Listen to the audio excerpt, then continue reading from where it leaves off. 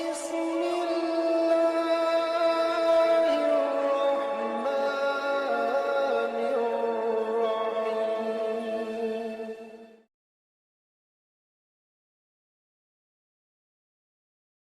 Assalamualaikum warahmatullahi wabarakatuh.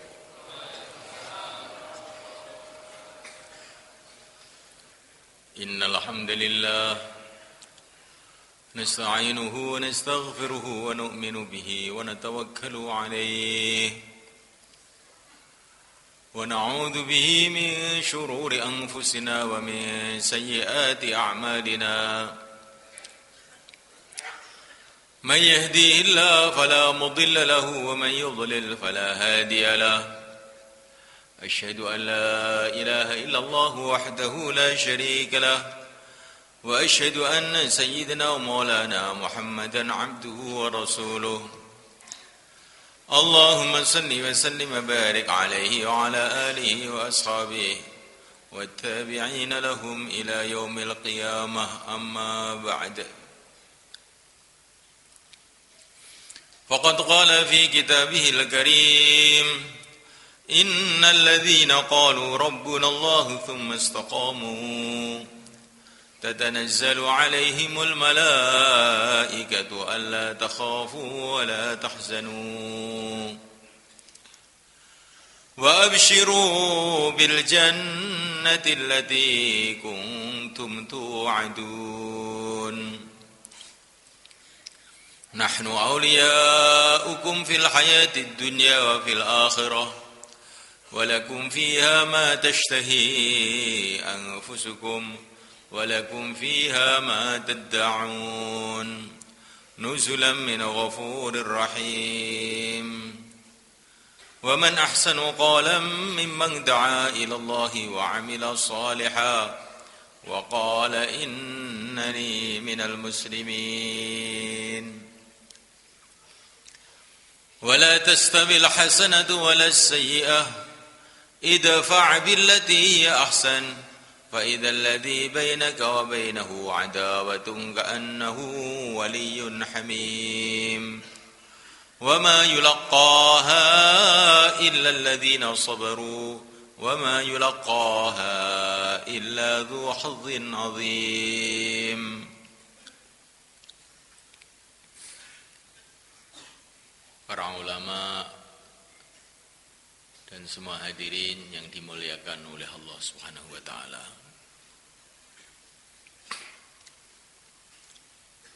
Senantiasa kita ingat-ingat, senantiasa kita renungi, kita bicarakan dan kita dengarkan bahwasanya tidak ada perkara yang lebih penting dalam kehidupan manusia di dunia ini melebihi agama.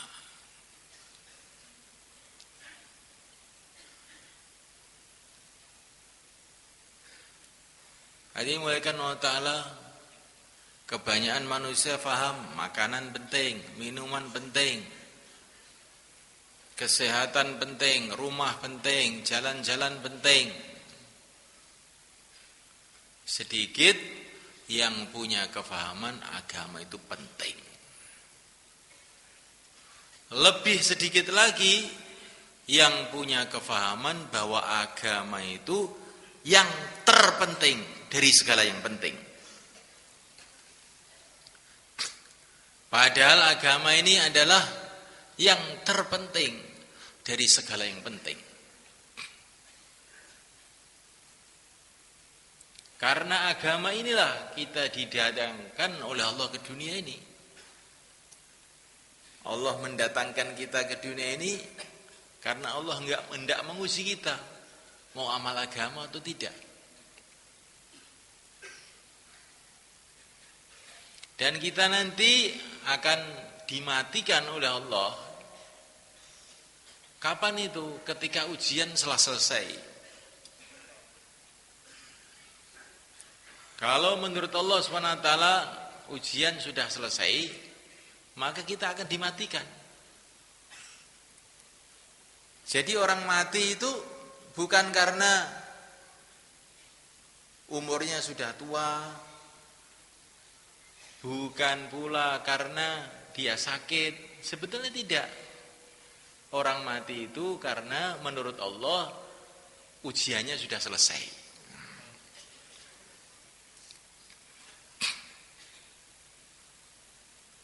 Lah kalau masih kecil mati bagaimana, Pak? Itu orang yang menurut Allah tidak perlu diuji.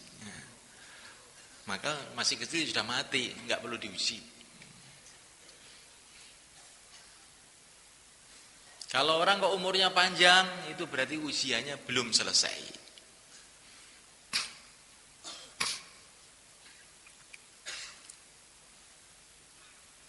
Hadirin dimulakan Allah Ta'ala, bahkan nanti datang satu masa alam semesta ini kiamat dihancurkan oleh Allah. Kenapa dihancurkan? Bukan karena matahari bahan bakarnya sudah habis, bukan. Bukan karena dunia ini sudah tidak mampu bertahan, bukan. Karena dunia ini diciptakan oleh Allah untuk tempat ujian buat manusia mau amal agama atau tidak. Ketika menurut Allah yang diuji sudah habis, nggak akan ada yang diuji lagi, maka tempat ujian dihancurkan, dirobohkan. Itulah hari kiamat. Maka seorang ulama ditanya, kapan datangnya hari kiamat?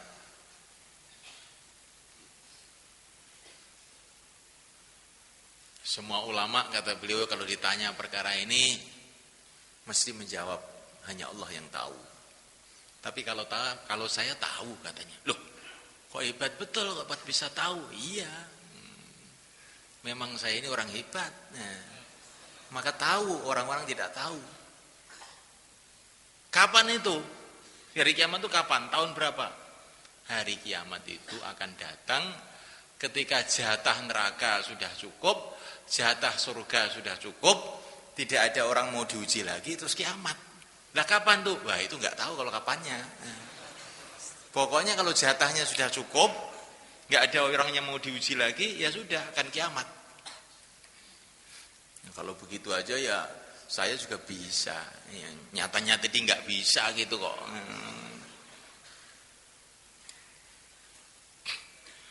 Jadi subhanahu wa ta'ala, kiamat itu karena masalah agama datangnya itu. Maka sekarang ahli-ahli teknologi yang agak tahu agama sedikit itu menyelidiki, nanti kiamat tahun sekian. Karena ini planet ini, setrumnya sudah mau habis, akinya habis. Oh, itu omong kosong mereka. Nggak ada kaitannya dengan itu. Kalaupun setrumnya habis, Allah bisa nambah setrum lagi. Kaitannya itu masih ada nggak orang yang mau diuji untuk ke surga atau ke neraka? Kalau sudah nggak ada, fungsinya dunia sudah habis berarti. Maka kiamatlah datang.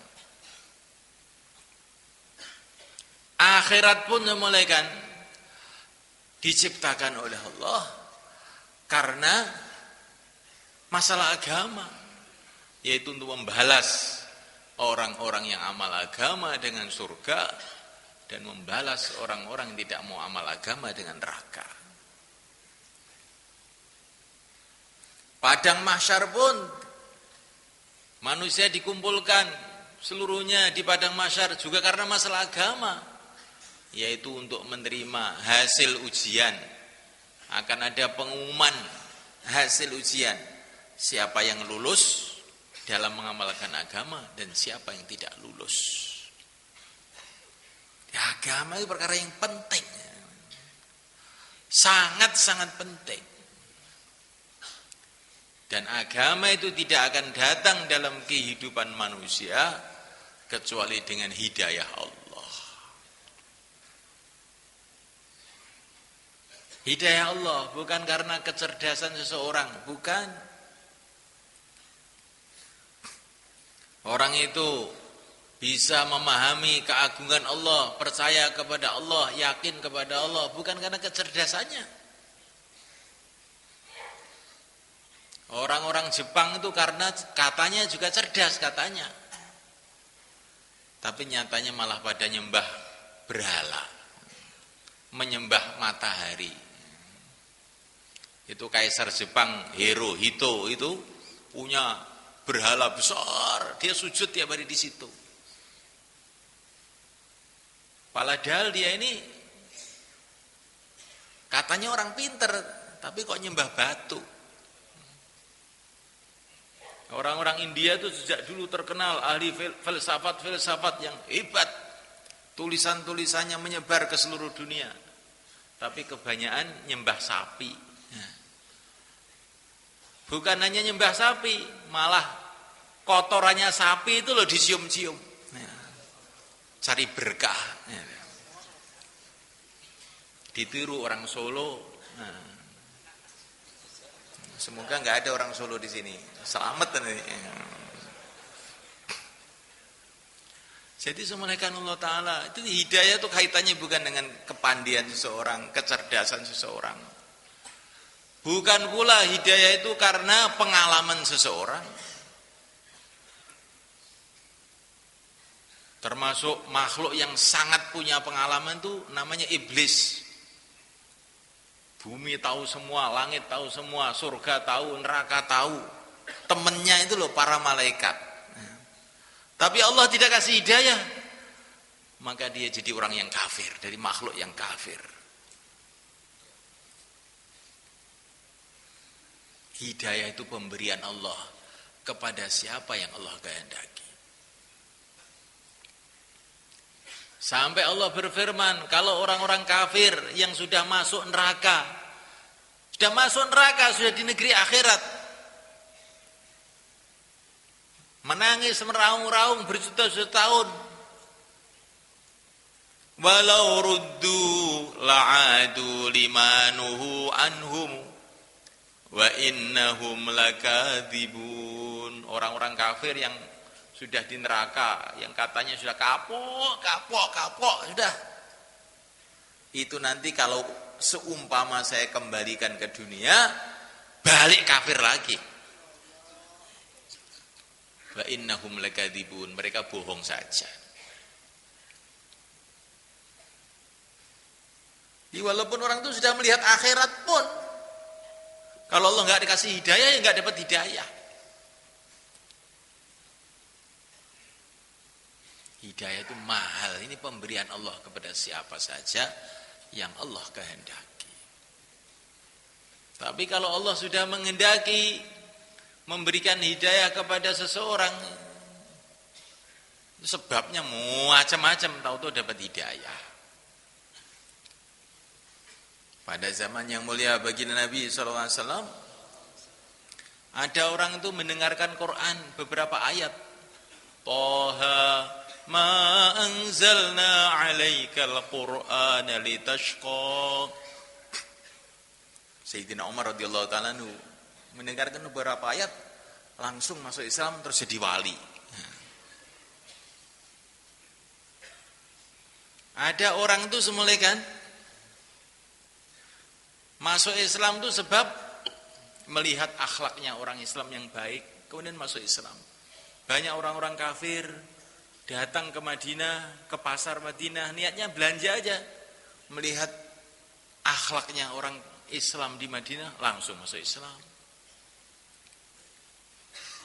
Ada orang itu dapat hidayat masuk Islam karena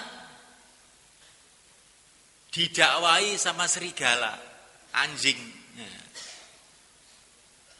Ada pengembala itu ketemu serigala, ketemu anjing. Anjing itu bicara, kok mengembala saja? Rasulullah di Madinah itu loh, kamu ke sana, langsung masuk Islam.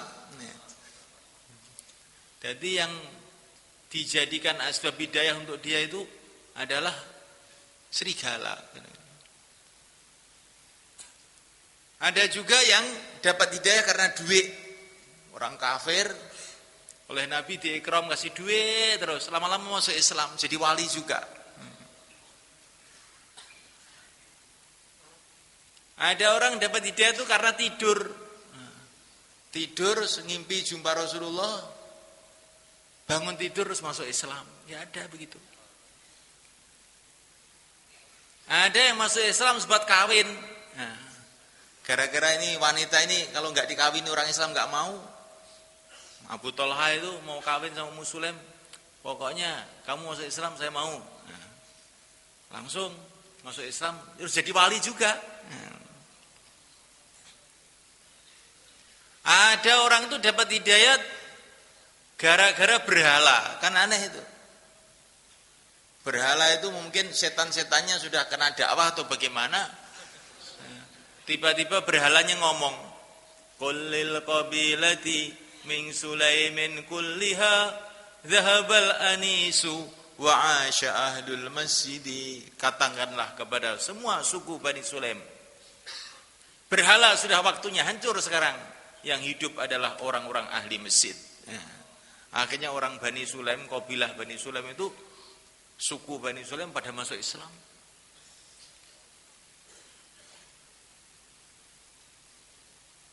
Ada yang dapat hidayah itu karena main-main aja.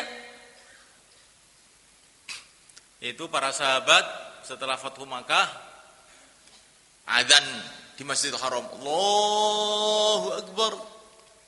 Ada orang Mekah namanya Abu Makhzurah, masih kecil. Maka dia itu ngeledek, ngece, menirukan orang adzan. Ada adzan, Allahu Akbar, Allahu Akbar, Allahu Akbar, Allahu Akbar. Niru-nirukan, main-main aja. Loh, lama-lama masuk dalam hati, terus masuk Islam jadi wali. Terus oleh Nabi, sudah yang adzan kamu sekarang Masjidil Haram. Jadi muadzinnya Rasulullah SAW. Macam-macam soalnya kan. Asbab orang dapat hidayah itu macam-macam. Ada sebab hidayah itu karena melihat orang sholat. Sayyidina Khalid bin Walid radhiyallahu ta'ala anhu itu membawa senjata mau membunuh ini orang Islam. Waktu itu Rasulullah dan para sahabat sedang sholat. Nah, ketika Sayyidina Khalid melihat orang sholat itu hatinya berubah. Enggak mungkin orang-orang seperti ini dibunuh katanya di dalam hatinya. Terus mundur dia pulang, masuk Islam. Karena aneh semalekan. Ada yang dapat hidayah itu semalekan karena ketemu jin. Ada dukun-dukun yang biasanya punya perewangan jin, punya khodam-khodam jin. Itu jinnya enggak mau datang. Kenapa enggak mau datang? Sekarang saya sudah masuk Islam. Islam apa? Terus diajari Islamnya jin tadi, akhirnya dukun tadi masuk Islam. Masya Allah, wajib malaikat. Seorang pendeta Yahudi Madinah namanya Abdullah bin Salam. Ketika Rasulullah datang ke Madinah, beliau ini ingin tahu kayak apa tuh Muhammad tuh kayak apa tuh. Maka dia datang kepada Rasulullah, melihat wajah Rasulullah yang sangat ganteng, sangat bercahaya, sangat cakap, sangat indah. Maka dia ini terheran-heran. Orang kayak begini nggak mungkin bohong. Asyhadu alla ilaha illallah wa asyhadu anna Muhammadar Rasulullah. Ada orang itu masuk Islam sebab melihat mukjizat-mukjizat Nabi. Ada juga. Ada orang Badui datang kepada Nabi. Saya ajak kamu masuk Islam. Buktinya apa? Nabi mengatakan, itu loh pohon itu. Maka pohon itu dipanggil sama Nabi. Pohon ke sini. Langsung pohonnya itu jalan kayak manusia. Kemudian pohonnya itu membaca syahadat. Asyhadu alla ilaha illallah wa anna Muhammadar Rasulullah. Jadi orang itu dapat hidayah itu macam-macam caranya, macam-macam asbabnya. Tetapi semalekan, semua cerita-cerita tadi itu, asbab-asbab macam-macam itu ada sumbernya segala asbab. Apa itu? Adalah dakwahnya yang mulia baginda Muhammad SAW. Sebelum baginda Nabi dakwah itu yang cerita-cerita begitu tadi juga nggak ada, cuma kan. Setelah baginda Nabi dakwah itu loh, kok anjing jadi asbab hidayat, wanita malah jadi asbab hidayat, berhala jadi asbab hidayat, akhlak jadi asbab hidayat, wah apa-apa itu jadi asbab hidayat.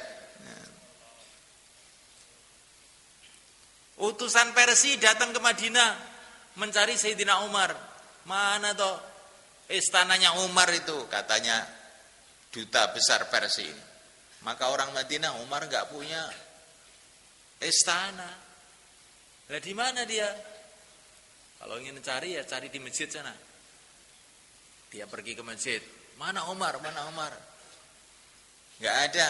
Kamu lihat di depan masjid itu loh, kelihatannya tadi tidur di bawah pohon sana. Nah, Sayyidina Umar itu semula kan tidur di bawah pohon, bantalnya itu cemeti, pecut tuh bantalnya itu.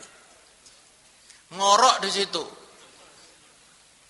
Maka utusan Persia tadi terheran-heran. Umar yang menakutkan Persia tidur di bawah pohon tanpa pengawal. Apa ini nabi? Katanya orang Persia. Apakah ini nabi? Maka orang-orang ini bukan nabi, ini pengikut nabi aja.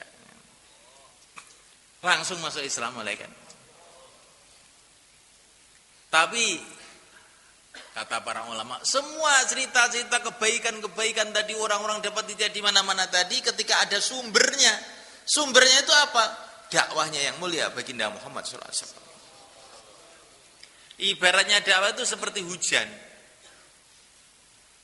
Kalau hujan sudah turun, maka tumbuh-tumbuhan macam-macam yang bisa untuk makanan, bisa untuk obat-obatan, bisa untuk bumbu-bumbu, bisa untuk macam-macam. Nah.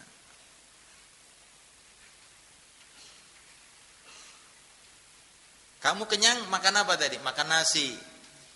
Orang sudah lupa kalau nasi itu datangnya dari padi, padi itu kalau ada hujan bisa tumbuh. Tapi orang tuh pikirnya nasi aja. Bahkan kalau ada hujan tuh sumpek, hujan lagi. Nah, mulaikan toko-toko di Madiun gembira karena banyak orang yang membeli.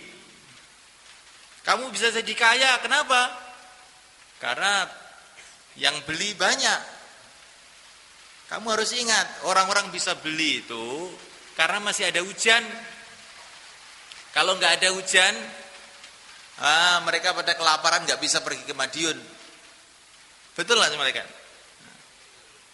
Tapi yang punya toko itu kalau datang hujan malah sumpek. Katanya gara-gara hujan, maka toko saya tidak laku. Padahal kalau nggak ada hujan, bukan hanya tidak laku, bangkrut sampai kamu sendiri akan mati juga. Lah dakwah itu seperti itu semua kan. Dakwah itu banyak orang yang melupakan. Kelihatannya nggak begitu penting itu. Padahal wujudnya semua kebaikan-kebaikan yang datang kepada kita ini sumber asal mulanya dari dakwah. Begitu Allah jadikan. Nah, mulaikan Allah Ta'ala kalau kita makan durian yang enak, kita akan puji duriannya, kita tidak akan memuji hujannya. Padahal kalau tidak ada hujan, nggak akan ada durian. Kalau kita melihat anak soleh, hafid Quran, senang tuh semalekan.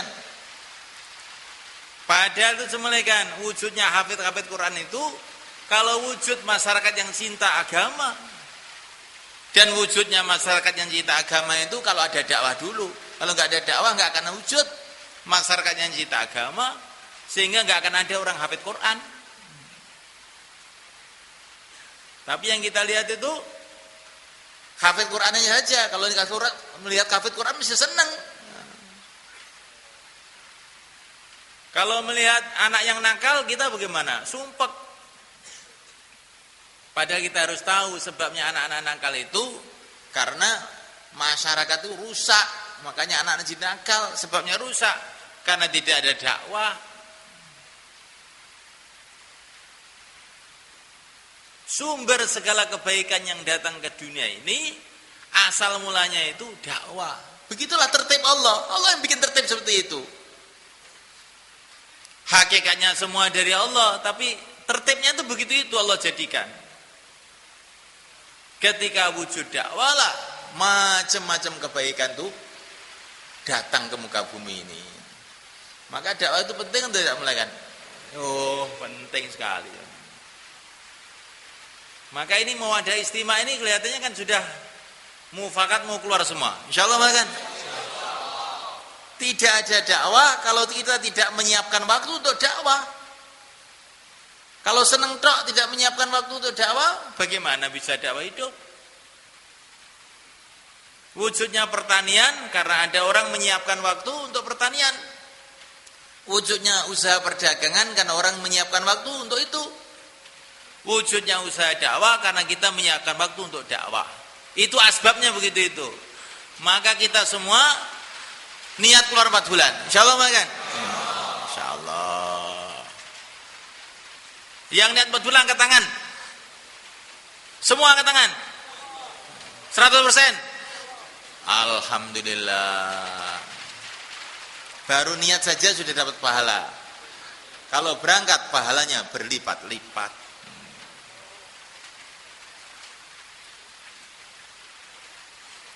Tapi dakwah yang kita kehendaki ini semuanya kan adalah dakwah yang seperti dicontohkan oleh para nabi dulu. Dakwah dengan keyakinan kepada Allah SWT. Seperti dakwah Nabi Ibrahim alaihissalam.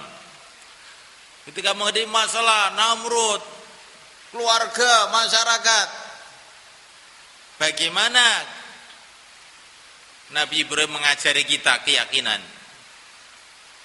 Beliau mengucapkan hasbunallah wa ni'mal wakil. Cukup Allah. Cukup Allah. Sebaik-baiknya yang diserai segala urusan adalah Allah. Maka Namrud selesai, masalah keluarga selesai, masalah semua selesai. Api pun jadi dingin. Ketika yang masuk api itu ahlul yakin.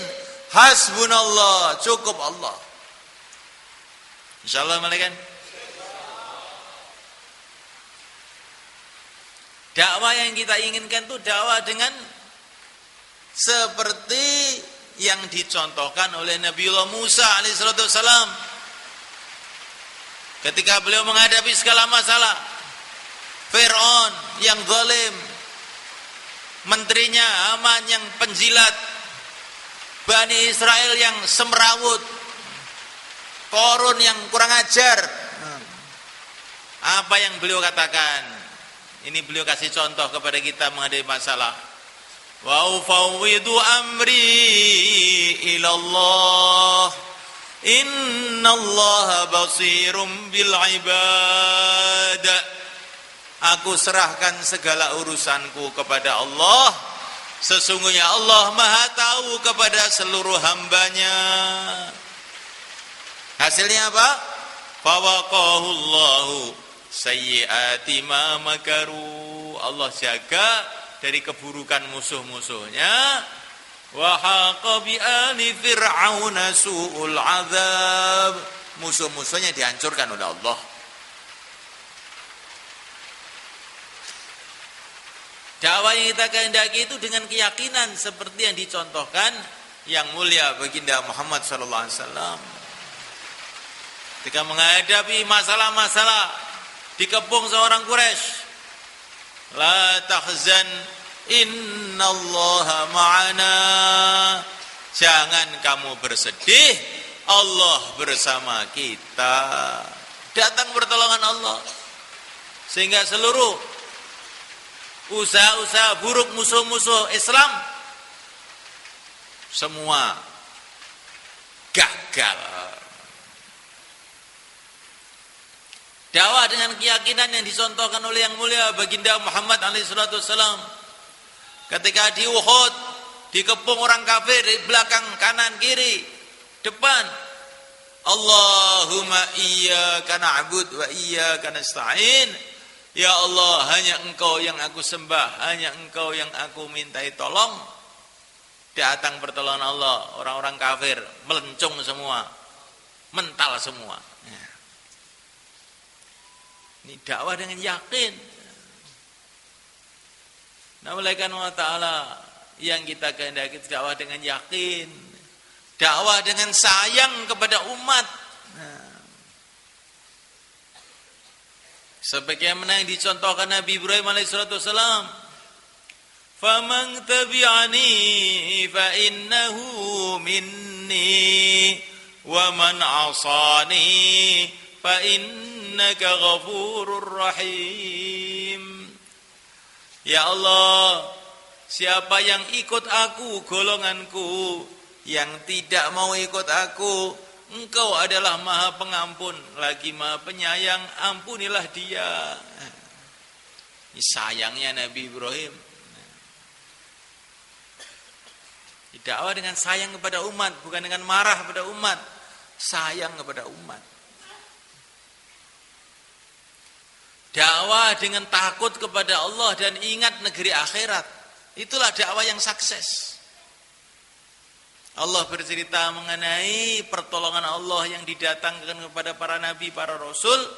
Kemudian Allah berfirman, "Dzalika liman khafa maqami wa khafa wa'id." Pertolongan Allah itu bukan hanya untuk para nabi, para rasul, tapi untuk orang yang takut kedudukan Allah dan takut ancaman Allah. Dakwah dengan rasa takut kepada Allah, bukan takut dengan manusia, bukan takut dengan jin, bukan takut dengan Amerika, Cina, Belanda, bukan. Hatinya takut, penuh takut kepada Allah. Itu dakwah yang akan ditolong oleh Allah. Dakwah dengan sabar. Innallaha ma'as sabirin. Bukan kena masalah dikit aja sudah sambat-sambat mengeluh. Aduh, gara-gara dakwah ya kaya ngene iki. Lho, aja kaya ngono le. Kowe iki susah kalau dosamu dhewe gak gara-gara dakwah, ora. Tapi dakwah sing mbok seneni. Dakwah dengan sabar. Orang yang sabar akan ditolong oleh Allah Subhanahu wa taala. Innallaha ma'as sabirin. Bahkan Nabi Nuh alaihi salatu wassalam diceritakan dalam Quran bagaimana beliau dakwah siang dan malam menghadapi segala macam masalah. Bukan hanya beliau sabar, tapi beliau ini syukur. Innahu kana 'abdan syakura. Syukur. Dalam menghadapi masalah-masalah itu syukur. Banyak masalah kok syukur itu bagaimana? Karena yang dihitung bukan masalahnya, yang dihitung pahalanya. Kalau orang itu ngitung pahalanya, nggak akan mengeluh, seneng aja. Walaupun bayan yang dengar ngantuk, alah ngantuk biar. Nah, yang penting bayan dapat pahala. Kamu ngantuk, insya Allah dapat pahala juga, tapi dikit insya Allah.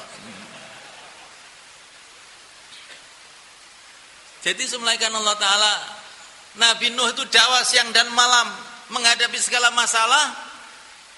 Tapi Allah berfirman, Nabi Nuh itu banyak syukur, bukan hanya syukur, banyak syukurnya.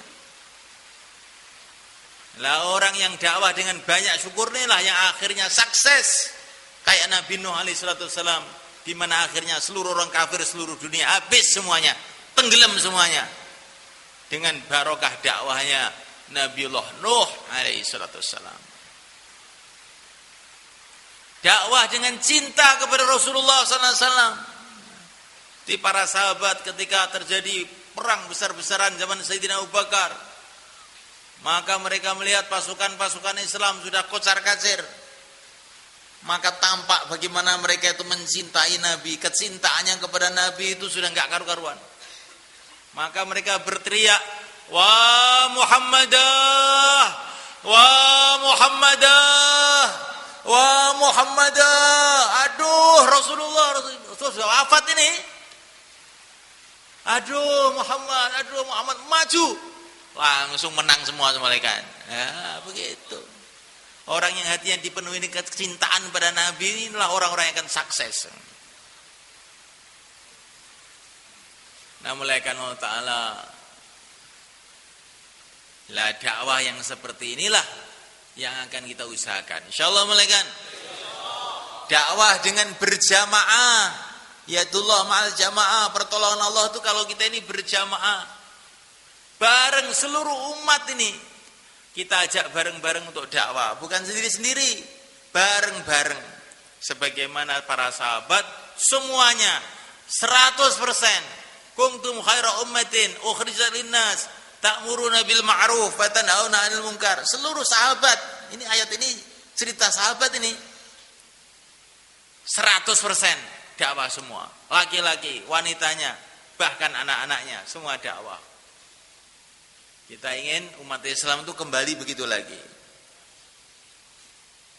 Apa mungkin?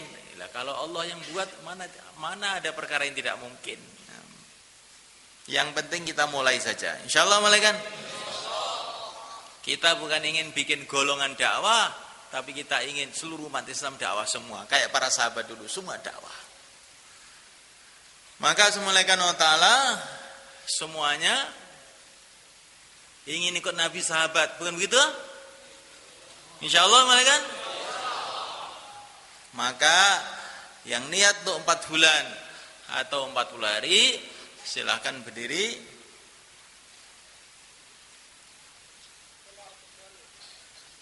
4 bulan.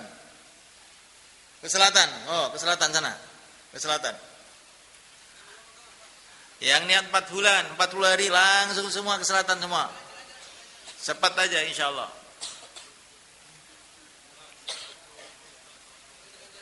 Kita mau bikin sumber segala kebaikan. Sumber segala kebaikan dimulai dengan dakwah. Nanti apa-apa jadi asbab hidayah kalau sudah ada dakwah ini. Betul malaikat. Ini sudah mulai tampak sekarang. Dakwah hidup itu apa-apa jadi asbab hidayah. Silakan malaikat.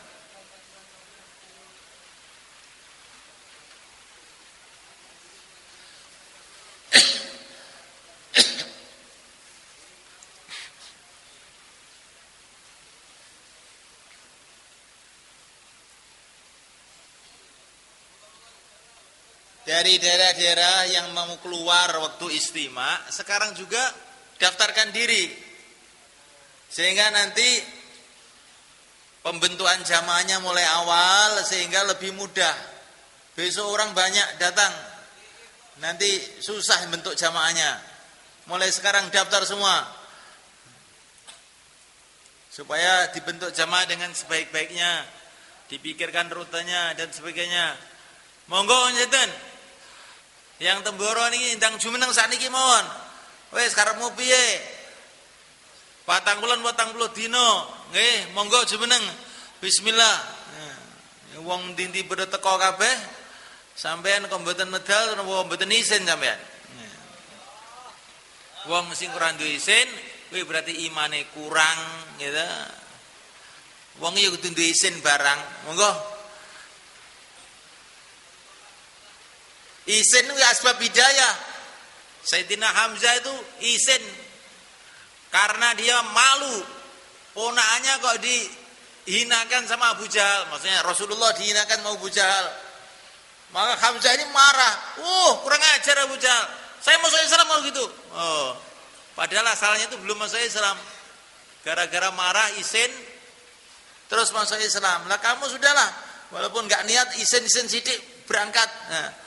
Nah, silakan melekan. Nanti jadi asbab hidayah insyaallah.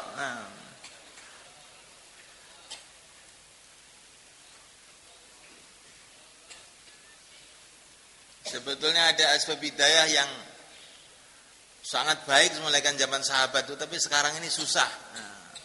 Apa itu? Orang itu dirantai dimasukkan Islam oleh sahabat itu, dipaksa. Terus pada masuk Islam jadi wali. Apa perlu dipaksa kita ini? Dipaksa. Iya, semulaikan. cekel gojake daftare. Wis bidaya tuh zaman biyennya.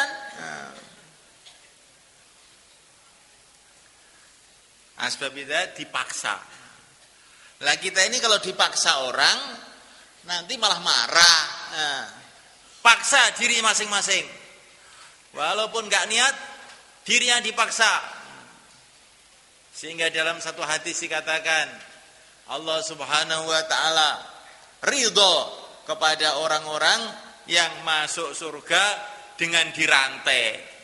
Maksudnya apa? Yaitu pada zaman sahabat itu orang tuh enggak mau Islam, dirantai sama para sahabat, dimasukkan Islam mlebu surga. Terus masuk surga. Lah bagaimana kalau kita dirantai situ? Terus dikeluarkan 4 bulan kira-kira bagaimana? Insyaallah kan? Nah, rantainya belum siap. Sekarang berdiri masing-masing aja. Monggo. Silakan Malikan.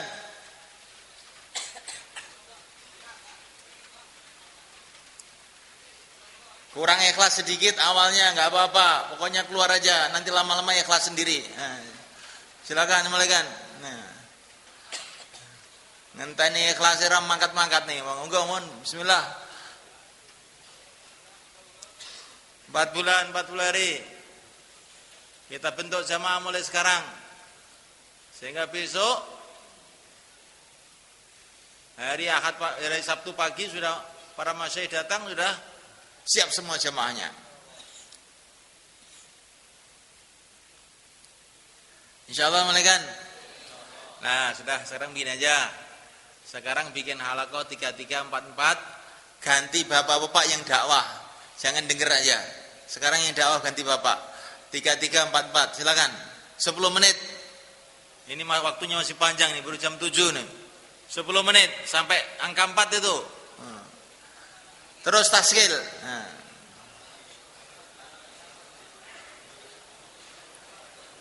Yang nanti siap terus berdiri ke selatan.